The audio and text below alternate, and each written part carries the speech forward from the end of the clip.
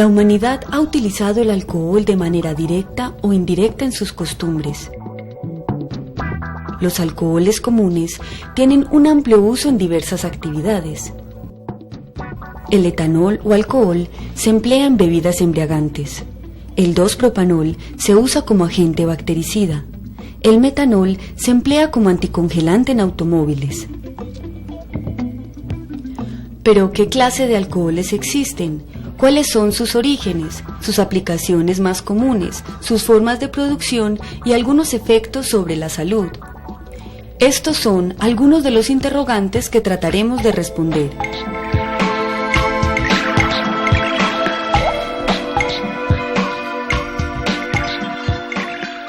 Aproximadamente en el 4000 a.C. en Mesopotamia se cultivaba un tipo de uva especial para la preparación del vino, la Vitis vinícola. En el 2200 a.C. en Egipto se había desarrollado la cerveza. Antes de nuestra era, el vino fue incorporado en diversas culturas a través de ritos, costumbres religiosas, bélicas, festejos populares y en la cotidianidad de muchos pueblos. En el siglo X de nuestra era fue posible percatarse de que el alcohol era el componente principal de las bebidas embriagantes. En esa época, los árabes desarrollaron una técnica de separación para extraer el alcohol mediante alambiques, contribución que según las referencias se debe al médico árabe Abul Karim y dio origen al proceso de destilación, usado luego ampliamente por los alquimistas. Aún en nuestros días, la destilación continúa teniendo vigencia, con múltiples variaciones y desarrollos. El término alcohol se utiliza comúnmente para designar un compuesto específico, el alcohol etílico o etanol. Proviene de la palabra árabe alcohol o col, un polvo fino de antimonio que se utilizaba para el maquillaje de ojos. Posteriormente se extendió este nombre a todos los cuerpos reducidos a polvo muy fino. Luego se usó para cualquier esencia obtenida por trituración, sublimación o destilación. Al final de la Edad Media y durante el Renacimiento, la palabra alcohol sufre una nueva evolución y pasa a denominar también la parte más sutil y volátil que tenían los cuerpos, a lo que se llamaba su espíritu, cuyo concepto es la idea que sirvió de punto de encuentro entre la palabra y la sustancia alcohol. Así, lo que se conocía como espíritu del vino, que era cualquier bebida alcohólica obtenida como producto de la destilación, fue denominado posteriormente por los químicos como alcohol. Finalmente, desde el siglo XIX, el desarrollo de la química orgánica matizó el uso del término alcohol para clasificar a un conjunto de compuestos orgánicos que contienen el grupo funcional hidroxilo. Dos de los alcoholes más conocidos son el metanol y el etanol. El etanol, o alcohol etílico, de fórmula molecular CH3CH2OH, se usa como combustible y como disolvente para diferentes productos. Se derivan del etanol ésteres etílicos usados en la industria de aromatizantes, ácido acético, componente principal del vinagre, etilaminas usadas en la producción de fármacos, agroquímicos y surfactantes. El etanol fue probablemente el primer compuesto orgánico que fabricaron de manera rutinaria los seres humanos a través de la fermentación de azúcares y almidones provenientes de frutas y cereales con el fin de producir alcohol para consumo humano. El etanol en dosis bajas, en 1 o 2 copas diarias que se pueden ingerir de vino, principalmente pues como el que en promedio se utiliza, es producir cifras tensionales bajas, que mejoran pues en ciertas condiciones pues el estado de salud de las personas. Uno prefiere que una persona tenga una tensión arterial en niveles normales o bajos que la tenga alta, que produce hipertensión. El otro beneficio que produce es reducción de la frecuencia cardíaca, que beneficia también pues el funcionamiento del corazón y una pequeña pues vasodilatación. El metanol, alcohol metílico o alcohol de madera, de fórmula molecular CH3OH, es el más simple de los alcoholes. Es usado en motores de combustión interna y es materia prima para la producción de otros productos químicos.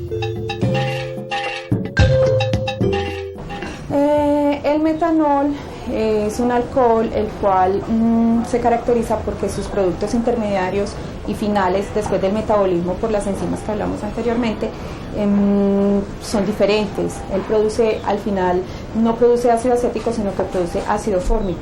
El ácido fórmico es una sustancia tóxica para el ser humano, el cual se encarga de hacer acciones a nivel de la visión, dañando pues células específicas del nervio principal del ojo, que es el nervio óptico, y produciendo otras alteraciones que podría llegar a ser pancreatitis, produciendo a nivel ya neurológico lo que son convulsiones, shock y pues la muerte. Generalmente, la fermentación implica un proceso de descomposición de sustancias orgánicas complejas en otras simples, gracias a una acción catalizada por enzimas, producidas por organismos diminutos, tales como el moho, las bacterias y la levadura.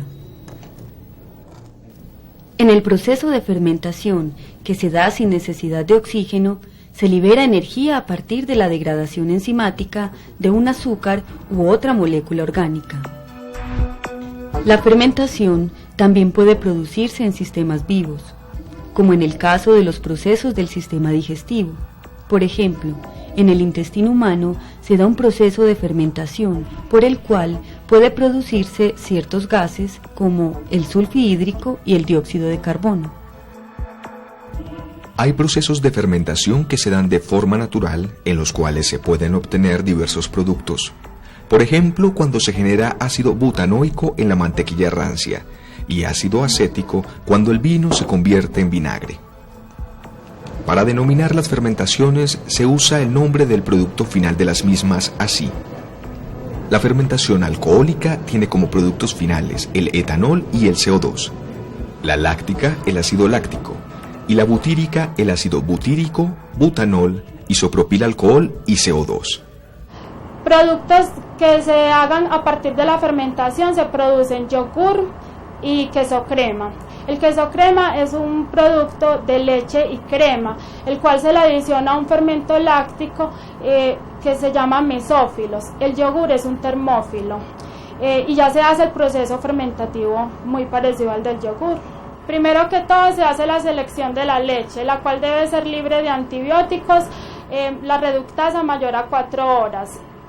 Luego se hace una homogenización de la leche. Luego la leche se adiciona en un bache. En el bache se pasteuriza, se sube la temperatura a 85 grados centígrados, esta se retiene por 30 minutos, inmediatamente se enfría. Se enfría hasta 45, a esta temperatura se le adiciona el fermento láctico. El fermento láctico empieza a actuar, desdobla parte de la lactosa y la convierte en ácido láctico. Este ácido láctico es el que le da al producto un sabor y un aroma agradable. Se debe tener mucho cuidado con el proceso para que no vayan a producirse otros microorganismos que vayan a matar la cepa que le adicionamos. Como el producto empieza a fermentarse, se empieza a producir un pH muy bajo, el cual no favorece el crecimiento de otros microorganismos, pero se debe tener mucho cuidado porque se crecen hongos y levaduras. A partir de la hora en que se adiciona el fermento, cada hora se le empieza a tomar muestra para llevarla al laboratorio y hacer la acidez.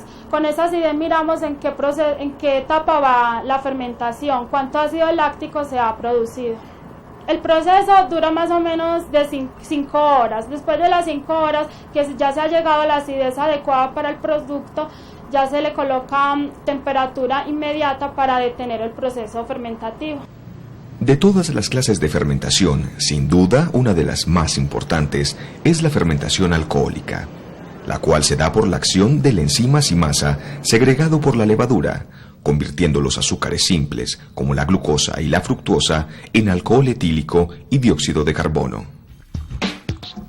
Al químico y bacteriólogo francés Louis Pasteur se le deben trabajos importantes relacionados con la fermentación. Él estaba convencido de que la levadura desempeñaba un rol definitivo en el proceso de fermentación y logró demostrar que la producción de alcohol se debe a las levaduras y además que la producción de sustancias indeseables como el ácido láctico o el acético que agrían el vino se debe a la presencia de organismos como las bacterias. La acidificación del vino y la cerveza constituía un grave problema económico en Francia. Con sus investigaciones, Pasteur contribuyó a resolver el problema, demostrando que era posible eliminar las bacterias calentando las soluciones azucaradas iniciales hasta una temperatura elevada. Pasteur opinaba que solo las células vivas de la levadura podían poner en marcha el proceso de fermentación, basado en el hecho de que soluciones azucaradas esterilizadas no iniciaban ninguna fermentación. Esto fue refutado por el químico alemán Justus von Liebig, quien concluyó que la fermentación alcohólica es un proceso puramente químico que no va ligado a la existencia de microorganismos vivientes. Siendo esta última afirmación comprobada por los científicos alemanes Hans y Eduard Buchner, produciendo un jugo de levaduras totalmente libre de células al prensar la levadura, molerla con arena de cuarzo y filtrar la mezcla obtenida, garantizando que las células se destruyeran, pero no sus compuestos químicos. El jugo de levaduras totalmente libre de células logró desencadenar el proceso de fermentación, confirmar la idea de Justus von Liebig y contradecir a Pasteur. El ácido acético es obtenido mediante un tipo de enzimas y por fermentación aerobia, es decir, en presencia de oxígeno. La generación de etanol es catalizada por otra enzima y en condiciones de fermentación anaerobia, es decir, en ausencia de oxígeno. La ecuación estequiométrica de la fermentación alcohólica fue obtenida por Gay Lussac, un químico francés, quien determinó que la fermentación de 1 mol de glucosa por la levadura se transforma en 2 moles de alcohol y 2 moles de dióxido de carbono. Observemos que en esta se evidencia la conservación de masa a ambos lados de la ecuación: 6 carbonos, 12 hidrógenos, 6 oxígenos. La fermentación básicamente consiste en la transformación que hacen las levaduras de los azúcares que tienen las frutas. Entonces ese proceso de fermentación es una reacción química, enzimática, que hacen las levaduras de diferentes variedades. Ellas producen al medio unas enzimas, que son unas sustancias que son capaces de transformar el azúcar en alcohol y CO2. Ahí hay 14 pasos intermedios bastante complejos de entender, bastante difíciles, pero simplemente consiste en eso, en que los azúcares se transforman en alcohol. La calidad del sabor entonces está determinado por la calidad de la materia prima. ¿Cómo hacer un buen vino? Se requiere una buena materia prima. Independientemente de cualquier fruta o de cualquier uva que lo vayas a hacer, implica que la fruta esté muy madura, que la uva esté muy madura. En la medida en que esté más madura, tiene más azúcares, tiene menos ácidos, tiene más colorantes que se hayan desarrollado, y eso sí va a ser determinante de la calidad futura de ese vino. Por supuesto, del sabor, que es lo que el vino no lo tomamos por el sabor que tenga y por el color que tenga, por los aromas que tenga. Uno no puede decir que se va a tomar un vino porque tiene mucho complejo B, sí, porque me interesa el aporte de vitaminas. No, es por el sabor, por el olor, por el aroma que tenga y por los efectos agradables que me causa en el organismo, ¿cierto? Las sidras, por su parte, aunque requieren de los mismos procedimientos usados en la elaboración del vino, son fermentados en los que se aprovechan los carbohidratos de una gran diversidad de frutas. En la preparación de otras bebidas se recurre a variedad de granos que son la fuente de carbohidratos para la generación del alcohol. Por ejemplo, en la elaboración de la cerveza hay que hacer fermentable el almidón de la cebada, que contiene un polímero de cientos de unidades de glucosa que debe transformarse en moléculas pequeñas de pocas unidades de glucosa o en moléculas individuales. La maceración consiste en unos descansos a determinadas temperaturas, determinados pH, determinadas concentraciones de molienda y agua para que se dé el trabajo de las enzimas. Es un trabajo netamente enzimático en el cual la beta y la alfa-amilasa transforman los almidones de los granos en azúcares fermentables. Yo controlo durante la fermentación la variable temperatura para que se dé un buen desarrollo. Y la levadura, digamos, no cambiarle condiciones para que las sustancias que se dan también ya de sabor y aroma durante la fermentación, pues no vayan a afectarse mucho y siempre sean homogéneas. Entonces yo por eso controlo mucho la fermentación. Ya se va midiendo el extracto aparente, pero ya es para saber dónde paro la fermentación. Después que yo paro la fermentación, lo que hago es retirar levadura. Ahí se frena del todo. La levadura la retiro, pues ya enfrío bastante la cerveza. El proceso de ella es entre 11 y 13 grados centígrados. La enfrío bastante, hasta 5. Ella flocula, la retiro y ahí ya paro la fermentación. Para la producción de alcoholes potables son comunes en nuestro medio materias primas como la caña de azúcar para la producción de aguardiente y ron, los cereales para la fabricación de vodka o whisky, y las frutas y uvas para la preparación del vino y las sidras. Partiendo desde el proceso de la recepción de materia prima, se tienen las siguientes etapas. Primero se descarga la materia prima y se almacena en unos tanques. Eso con el fin de mantener un inventario que nos garantice la continuidad de la producción. Es importante tener un nivel de continuidad porque es lo que nos va a nosotros a favorecer y a garantizar la viabilidad de la levadura. Luego de que la materia prima se almacena en los tanques, ya se pasa a hacerles unas adecuaciones. Obviamente es un subproducto de la industria del azúcar. Va a traer una serie de impurezas que deben ser removidas. Eso se hace por medio de una etapa que la llamamos la dilución. Consiste en adicionar un ácido y con una temperatura determinada vamos a formar unos sulfatos. Esos sulfatos se extraen de forma mecánica. Una vez que se retiran los sulfatos, esa miel ya preparada, ya clarificada como la conocemos, está lista para ser cargada en una cuba a ser fermentada. La fermentación es básicamente la miel, una serie de nutrientes para la levadura propiamente dicha y agua. Luego de la fermentación se pasa a la destilación.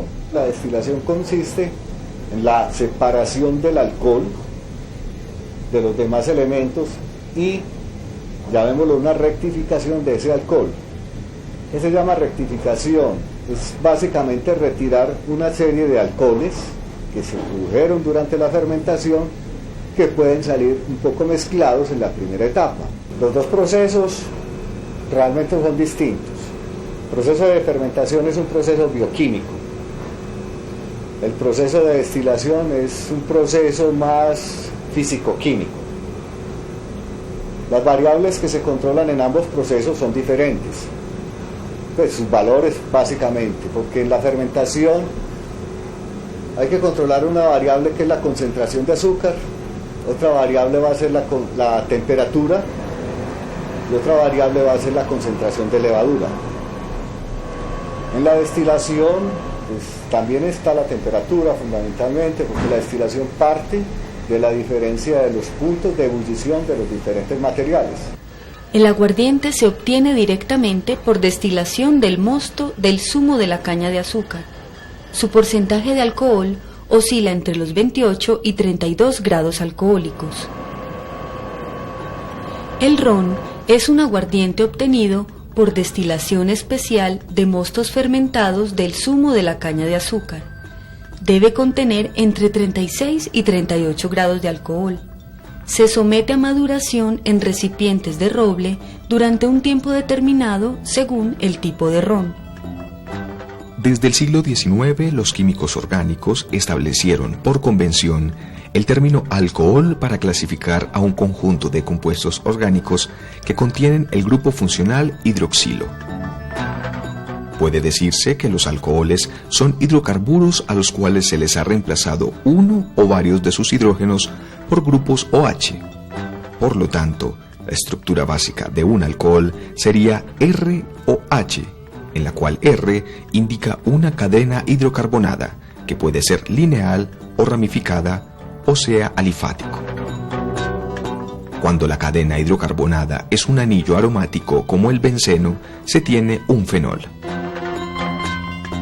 Un alcohol tipo ROH es el etanol, componente de las bebidas alcohólicas. Un alcohol tipo AROH es el ortocresol usado en materiales de construcción y muebles, entre otros. El 2-propanol es un disolvente para aceites, gomas, alcaloides y resinas, utilizado además en la elaboración de diversos productos. El 1-propanol, utilizado para la fabricación de líquido de frenos y como disolvente para lacas, resinas, revestimientos y ceras. 2-metilpropanol, comúnmente usado en perfumería.